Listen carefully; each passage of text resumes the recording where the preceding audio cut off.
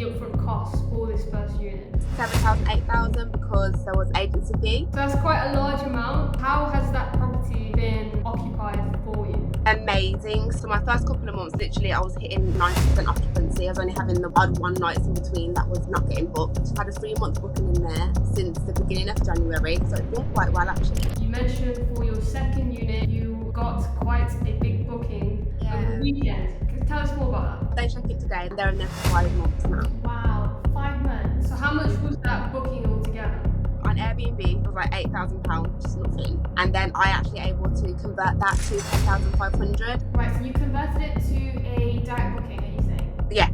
How many hours a week are you dedicating to this business? I only really spend time when the guests are messaging me about little bits, but other than that, I'm really not spending time on it. Welcome back, guys, to a new YouTube video. Today we are here with our student, Anae. Anae started with us a few months back. She joined our program, and since then she's had a lot of success, and she's had some quite crazy bookings, which we will be finding more about later on in the video. But just to start off, Anae, are you able to introduce yourself, give us a brief understanding to us about your background, and what initially motivated you to get started in your property business? Yeah, so my name's Anae. Before I started the course, I was in uni and working part-time. What motivated me to start the course was kind of wanting to make a change in my own life and seeing how you guys had done it and the business model that you were using. Looking at all the videos on Instagram and TikTok really gave me a push to get started. What specifically was it about watching our content that inspired you? Seeing how even though you guys came from like a background that's similar to mine where you were kind of lower class and you didn't necessarily have everything accessible to you, seeing how even though that was your situation, you were still able to make something of it and completely flip your situation now. Anae, walk us through when you joined the program and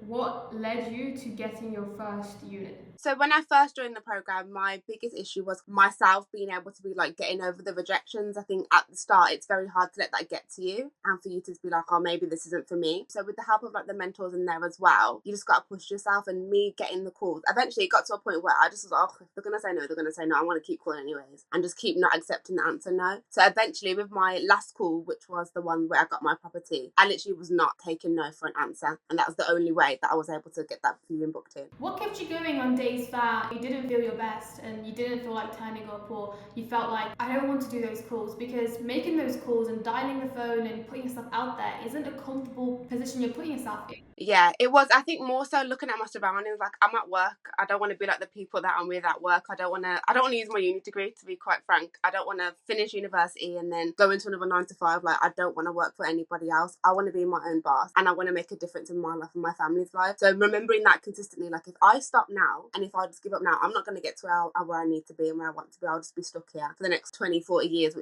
that's not an option for me. What were you doing before you joined the program? I was in second year uni, so I'm in my last now. I was working part-time. I do still work part-time, but my hours are much less now because I don't necessarily need to do as much and I can focus more on the business. So before then, I was just in my second year uni and working part-time, doing as many hours as I could. How are you able to manage that? You're already in university, you've got your studies, you are working a part-time job. We have more than enough evidence to show that it is doable. It definitely is hard, and we will never promise that getting your first property is ever easy. It is hard, but it is possible. We know that it's possible, but what was it like for you to take that first step and you're still juggling university and still also juggling your part-time job? It was very difficult, especially mentally, because I think naturally we all sometimes have tendency to doubt ourselves. So I was very doubtful, and I was like, can I actually do this? Because whereas work don't know you're doing this on the side, and neither does university, so they're hounding down on you to do the best that you can, whereas I've got bigger priorities.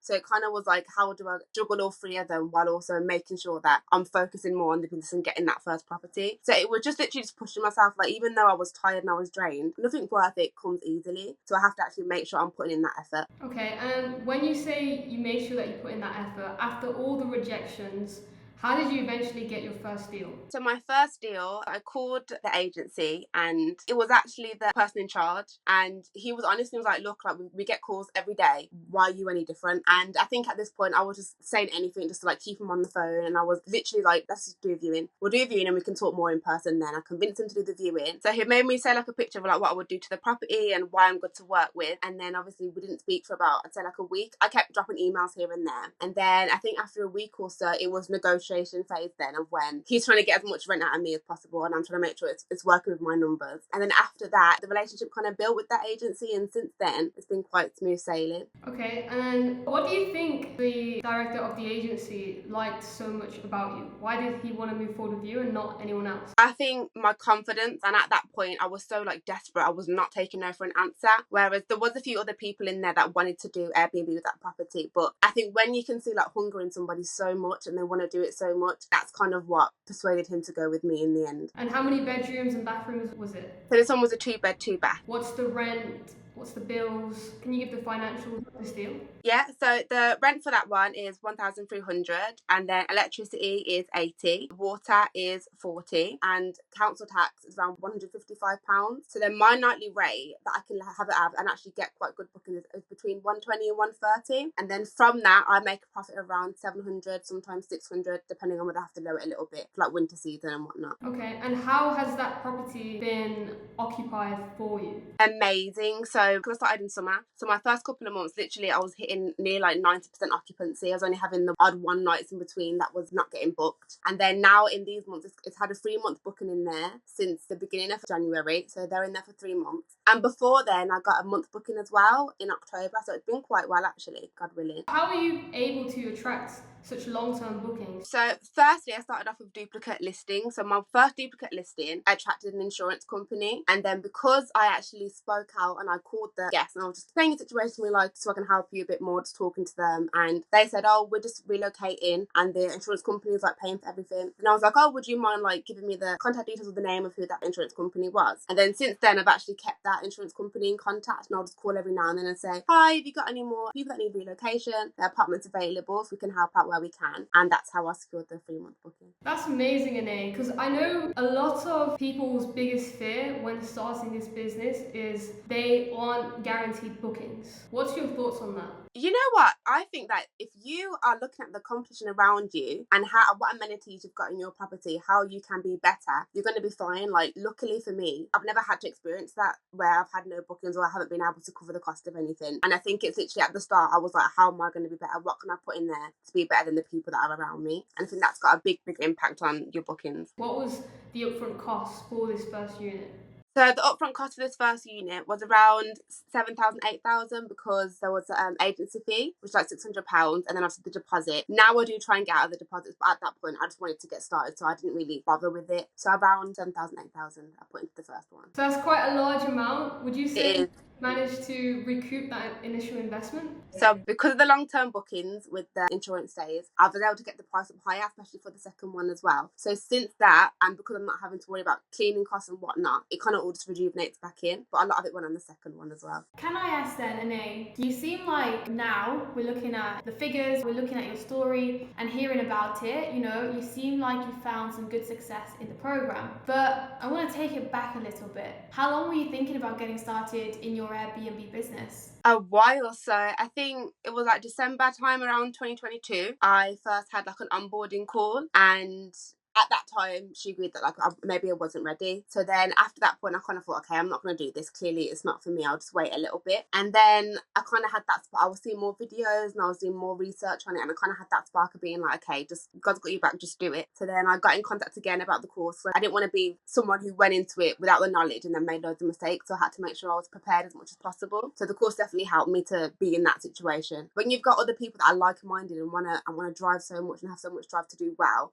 it's easy to pump yourself up as well to keep doing that. Correct me if I'm wrong, but do you feel like having us in your corner allowed you to just stick at it in the game, continue when you had problems being thrown at you? You essentially just asked your coaches hey, this is what I need help with, and you just kind of keep going. Do you feel like that support was the reason why you had a easier journey compared to maybe prior when you were trying and you're not getting the results and then you stop? Yeah, definitely, because they're good at holding you accountable. So even when sometimes you feel you just want to take a step back, that's not an option. They will hold you accountable then, because I was always there in my corner to say oh, how are we doing? Give me any update on what you've got going on. So because I knew that he was always there and I could always ask questions when I needed to, it's kind of reassuring in a sense, because I know that no matter what, there's always someone there that I can ask questions to, and it kind of has my back to keep me pushing. What would you say was one of the key lessons that you had gotten from the program? Key lesson that I'd gotten from the program was literally don't give up, because if I give up, I'm not going to get anywhere. And it was good to have the mindset coaching as well, and to have the community there as well, just to keep pushing, because everyone is literally pushing you to do better, and you're seeing other people. I think it's good that you're able to see other people in the course's success as well. That was a big push and motivator for me too, to keep moving. I think just a good and amazing group of people that are in the course as well. Like, I've spoken to so many different people, and at first, even some of them that are doing so much better than what I was at the time, and some of them who are just starting out, like, everyone wants to do well, and it's good that we can all push each other and help each other to do better. So let's just go a bit back then onto your units. You mentioned for your second unit, you got quite a big booking over the weekend. Tell us more about that. So they inquired me on Airbnb. They were just like, we're coming from Australia and we're looking for somewhere for 5 months. Would it be able to view the property? So I took them on a viewing for the property, and that same night they got in contact and like they want to book with me. So now they check in today. They're in there now, and they're in there for 5 months now. So both of them are booked out. So how much was that booking altogether? So at first on Airbnb it was like £8,000, which is nothing, and then I actually able to convert that to 10,500. Originally I was going to do around 9,000, but I thought when they're in here and in person, it's much easier to negotiate on price and whatnot, and they can actually see it in person. So since then they were happy to do 10,500. So from doing all of that, how much will this 5-month booking be making you per month in profit for the next 5 months? So per month in profit, it will be making me around, I think, close to 800, I think 790 something. And that's all profit for me. In terms of revenue, it's just over 2,500 that I'll be making. Then with all my bills gone, that's what I'll get back. How many hours a week are you dedicating to this business? Close to nothing, you know. I only really spend time when the guests are messaging me about little bits like, oh, how do we use that? Or is there anything nearby? Other than that, I'm really not spending much time on it. Now that the funds are coming in, I definitely do want to start making calls again and finding the third property. So then I'll be putting much more time into it. But when you've got the long-term bookings in, it's kind of like there's not really much for you to do other than be a good host, which is easy. Can I ask, Ane, when you first got started in your Airbnb business, did you share it with your family and friends? And if so, what was their opinion on you moving away from the 9-to-5 job and stepping into the scary field of entrepreneurship? So I did share it with my mum. My auntie, she does social housing, so she was always there to have my back anyways. Whereas my mum was very scared, because her way of life is you get a uni degree and then you get your 9-to-5, you're fine and you're stable. Like you're not going up, you're not going down, you're just stable. So for her, it was probably like a big jump for her to see me say, I actually don't want to use my uni degree and I want to start a business. So for that, I think her fear at the start was a bit like scary for me as well, because it was like, well, if she's feeling that way, how should I kind of feel? But I think definitely having my auntie to back me as well and just keep pushing and to focus on the goal that I set myself was really helpful as well. Has there been any kind of change in her opinions, after her seeing that you've got 2 properties, you're managing it pretty well, it's been going on for a few months now, and you're running the business? What's her thoughts on it now? She is my biggest supporter. Every property she's there, wallpapering, painting, cleaning, like she is my absolute star. Like she is my biggest supporter through all of it now. She's always asking me questions, like helping where she can. Like without her, I couldn't have done it. Well, that's lovely, first of all. But Ane, do you feel like for the individuals out there watching this video that maybe don't have the support, do you feel like, they pretty much would need to take that first step and they would need to get out of their comfort zone, and if they really believe in it, just go for it? Everything will fall in line after that anyway. Yeah, exactly. I think sometimes we're naturally scared of things that we don't know of. So when your family have not been around that environment and you're the first one to do it, sometimes you've got to be the catalyst to like get people in that mindset of there is more to life, and focusing more on like generational wealth. Someone's always got to be the first one to do it. So even though it might feel like pressurizing, can be effective on a mental health wise, you just got to do it, like just push forward. I'm the oldest. I have 2 younger sisters, so I definitely want to be motivation for them to actually do well in their future. I want them to grow up and be strong and successful, and to not let the doubts that they have to impact them. So I definitely want to be someone that they can look up to and be like, if my sister's done this, then I can do it as well. You mentioned that right now you're in university and you have your part-time job. You said that you've just reduced the hours at your part-time job. So what are you making from your current job right now? So my current job right now, I make around £1,000 a month. Okay, so I'm assuming that you've now managed to replace that income. Yeah, definitely. For both units now, I'm making, I think, just around 1,800 around that. So I've definitely been able to replace it. I try not to take anything from it, just so I can keep rejuvenating the profits into the company. But I kind of don't need to work all the hours I was working before when I have got that going on the side as well. Would you say it's giving you a bit more freedom? Yeah, definitely. When I was first doing the mentorship, it was stressful in the sense that they want you to do as many hours as you can. They want you to be there as much as you can. But I feel like I was killing myself to please the higher ups and do someone else when I need to be in charge of myself. I didn't want to be someone else controlling me. Do you feel like even now where you are, there's still sacrifices that you're making? Yeah, definitely. That's crazy that you would ask that question. Maybe individuals watching our videos think that we don't have to make sacrifices. Today I'm doing a 15-hour workday, you know? Wow. Definitely, because I wouldn't even have thought that you guys were doing those extra long work days. Sometimes you don't even think that they're actually doing a lot, even in their day-to-day life, and we just don't see it. Yeah, to be honest, we're probably working more than we were then. Oh. But I would say it's more smarter now. It's more managing people, whereas before we were doing everything ourselves. The thing about starting your own business versus staying at a job is you're very capped. When you're 9 to 5, yes, you can get promoted, but you're capped. Whereas if you have your own business, the more hours you put into yourself and also the people that you're managing, your income will increase. There's not really a cap towards that. And you shouldn't really start a business to completely retire. There will be the initial 5 to 10 years where you will be constantly going at it, because you can make the money, but only the wealthy can keep it. That's amazing, guys. It is really rewarding because you get to now give back a lot more. A lot of people have a misconception of wealthy people, and they say that they're selfish. We would have been selfish if we stayed in a 9 to 5, because we can only pay for ourselves. Yeah. Our own family. Yeah, that's very true. People don't think of it that way, but that is true. It's a huge misconception. When you grow up, you learn that all the rich people are the bad guys and all the poor people are, the good guys. But actually, it's not that way. It really Yeah, definitely not. I think you get conditioned through movies. My mentor told me, oh, have you watched that movie Titanic? Yeah. He was like, you see how the wealthy people get portrayed as stuck up, like scumbags and not nice people. They do that. Society and the entertainment industry, the government, it benefits them to portray the wealthy people in that way, because then no one wants to become wealthy. Everyone just wants to stay. You don't realise that is true. You just want to stay stuck, keep doing what you're doing, and subconsciously your mind tries to make yourself feel better about not taking those risks and not becoming successful and not pushing yourself, not challenging yourself. Your brain tells you that it's okay, you're a good person. Once you go to heaven, you'll be happy and you'll be blessed and you'll be rewarded. That comes from the entertainment industry, what you see, what you read in fiction books, and it's kind of like a way to keep us in our comfort zone, whereas the only way to go forward in life is to get out of that comfort zone. But when you see all that stuff, you kind of want to stay and not take risks or anything. They pay you enough to have you keep working in your job and then a little bit more to enjoy yourself, but that's it. Let you enjoy yourself, but also want you coming back for the next month for that next paycheck.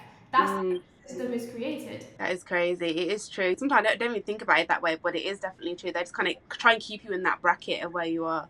Yeah, exactly. And there's only a few people that snap out of it and realise that there is more out there. It is a mindset game at the end of the day. I want to ask as well then, what advice would you give to someone that's considering getting into this business? Advice I would get if they're considering is to do their research, do their due diligence, and save up as much as they can. That's the advice I would give at the start, and to really hone in on your mentality and to always remember why you're doing it. Sometimes for me, thinking I'm doing it because of this, my family and the goals I have, remembering why you're doing it will actually help keep you pushing, because you've got an end goal there where it's I'm doing this because of this, instead of you just, I just want to do it. It definitely just keep you pushing. Yeah, if you don't know your why, you'll forget why you started. Exactly that. I would say my message to people, especially if they're in a similar position to myself, is to really just focus on where you want to be. There are going to be a lot of different sacrifices and a lot of different things you're going to have to go through to make it happen. But learn to be comfortable outside of your comfort zone. That's my biggest advice to myself. I hated the feeling of stress and fear and being out of my comfort zone. I used to just like with the calls, I used to just not want to call them because it was made me feel stressful. But learn to actually crave that feeling, to crave that process, because when you feel that way, you're getting closer to greatness and towards the goals you've set for yourself instead of just shying away from it.